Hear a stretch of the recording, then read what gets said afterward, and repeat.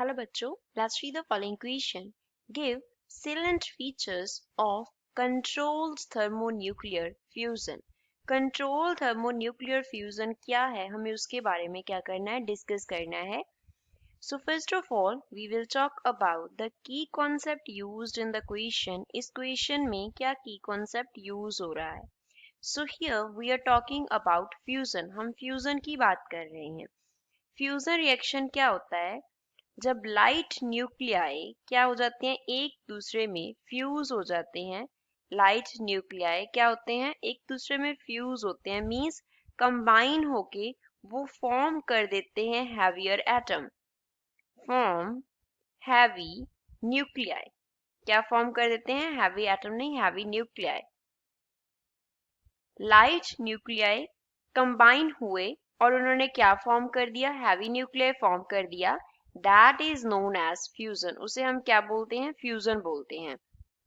अब क्वेश्चन में हमें बोला है थर्मोन्यूक्लियर फ्यूजन क्या होता है, कंट्रोल्ड थर्मोन्यूक्लियर फ्यूजन.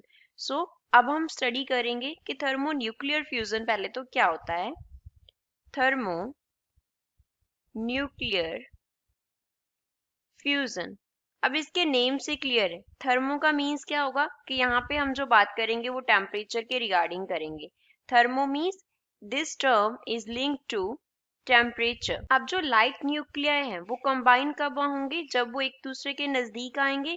तो लाइट न्यूक्लियाई को क्या करवाने के लिए, कंबाइन करने के लिए उनको क्या लेके आना पड़ेगा, एक दूसरे के क्लोज लेके आना पड़ेगा. तो उनको एक दूसरे के क्लोज लेके आया जाता है at very high temperature. At very high temperature. Temperature को बहुत ज़्यादा कर दिया जाता है एंड इतने हाई टेम्परेचर पे लाइट न्यूक्लियाई को क्या किया जाता है, कंबाइन किया जाता है और उनका क्या होता है, फ्यूजन अक्कर करता है. So that is known as thermonuclear fusion. उसे हम थर्मोन्यूक्लियर फ्यूजन बोलते हैं. अब यहाँ पे वर्ड यूज हो रहा है कंट्रोल्ड. थर्मोन्यूक्लियर फ्यूजन जो है वो क्यों पॉसिबल नहीं हो पाता, क्योंकि कंडीशन क्या है, वेरी हाई टेम्परेचर का कंडीशन है. वेरी हाई टेम्परेचर का कंडीशन है. अब सपोज हमारे पास क्या है, टू लाइट न्यूक्लियाई है. टू लाइट न्यूक्लियाई है. अगर हमें उन दोनों को क्या करवाना है, फ्यूज करवाना है, एक दूसरे में कंबाइन करवाना है, तो हम उनको बहुत हाई टेम्परेचर पे लेके जा रहे हैं. तो जब हम इन लाइट न्यूक्लियाई का टेम्परेचर हाई करते हैं, सपोज हमने उसे किसी सॉलिड पे रखा हुआ था, जहाँ पे हम कहीं पे तो उनको रखेंगे, सपोज कोई सॉलिड मटेरियल था. जब इनका टेम्परेचर हाई होगा तो वो सॉलिड मटेरियल वहां सर्वाइव ही नहीं कर पाएगा.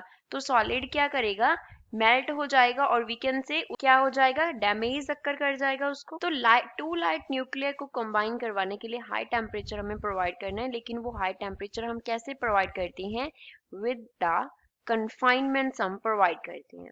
कन्फाइनमेंट क्या वर्ड होता है कि हम यहाँ पे फ्यूजन करवा रहे हैं, जो हमारा फ्यूल है उसे हम कहाँ पे प्लेस कर रहे हैं. फ्यूल को हम ऐसे प्लेस करते हैं that fuel is in vacuum, कि फ्यूल कहाँ पे, वैक्यूम में है. तो ये कन्फाइनमेंट्स क्या होते हैं, 4 टाइप्स के हम कन्फाइनमेंट यूज करते हैं. फर्स्ट तो होते हैं मैग्नेटिक कन्फाइनमेंट, मैग्नेटिक कन्फाइनमेंट. दूसरा हम यूज करते हैं gravitational confinement, gravitational confinement. Third one is inertial confinement, inertial confinement. And fourth is electrostatic confinement, electrostatic confinement. तो इन confinements की हेल्प से हम फ्यूल जो है उसको हाई टेम्परेचर पे लेके आ सकते हैं and we can make them fuse in each other. तो अब ये क्या होती है, इनको लिटिल बिट अंडरस्टैंड कर लेते हैं. मैग्नेटिक कन्फाइनमेंट क्या होती है, जब हम एटम्स की बात करते हैं, स्मॉल एटम्स की, जिन पे क्या हो, चार्ज हो. जब एटम्स पे चार्ज होता है तो वो क्या करते हैं, move along magnetic field lines, move along magnetic field lines. तो वो मैग्नेटिक फील्ड लाइंस के लॉन्ग मूव करते हैं. तो यहाँ पे बेसिकली हम क्या कर रहे हैं, फ्यूल को हैंडल कर रहे हैं with the help of magnetic, fuel को हैंडल कर रहे हैं with the help of magnetic field. Magnetic field की हेल्प से फ्यूल हमने हैंडल कर लिया. ग्रेविटेशनल कन्फाइनमेंट क्या होता है, अब यहाँ पे ग्रेविटेशनल फोर्स क्या आता है, एक्शन में आता है. ग्रेविटेशनल फोर्स की हेल्प से हमें क्या करना होता है, फ्यूल को कन्फाइन करना होता है. ग्रेविटेशनल फोर्स, अब इस फोर्स के एक्शन में आने के लिए सो दैट वो इतने हाई टेम्परेचर पे फ्यूल को कन्फाइन करके रख सके, जो मास होना चाहिए, क्योंकि ग्रेविटेशनल फोर्स कहाँ पे लगता है, मासेस के बिटवीन में लगता है, तो मास जो होना चाहिए वो क्या होना चाहिए, लार्ज होना चाहिए। तो ये जो पॉसिबिलिटी है ग्रेविटेशनल कन्फाइनमेंट की, वो कहाँ पे होती है, ओनली स्टार्स में होती है। फॉर एग्जाम्पल अगर हम सन की बात करें, फॉर एग्जाम्पल सन, तो सन में जो है कन्फाइनमेंट होता है फ्यूल का, क्योंकि सन में क्या अक्कर करता है, थर्मोन्यूक्लियर फ्यूजन अक्कर करता है। तो जो फ्यूल कन्फाइनमेंट है वो कैसे है, with the help of gravitational confinement. Inertial confinement क्या होता है, काइंड ऑफ इसमें हमारे पास क्या होती है, एक ट्यूब होती है जिसमें हमने फ्यूल को रखा होता है, और फ्यूल को इग्नाइट कैसे किया जाता है, फ्यूल को इग्नाइट किया जाता है with the help of pulse. और जो पल्स है वो क्या करता है, इस तरीके से जैसे हमने रेडिएशन का इसमें पल्स यूज किया, तो वो रेडिएशन पल्स जो है वो क्या कर देता है, फ्यूल के टेम्परेचर को हाई करता है एंड फ्यूल जो है वो इग्नाइट होकर कंबाइन हो जाता है।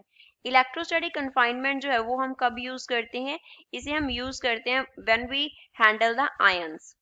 आयंस क्या होते हैं, चार्ज हमारे पास kind of charge molecules, charge particles we can say होते हैं। तो चार्ज आयन को जब जो कंफाइन करना होता है हाई टेम्परेचर पे, तो we will use electrostatic confinement. तो इन कन्फाइनमेंट की हेल्प से हम फ्यूल को हैंडल कर पाते हैं।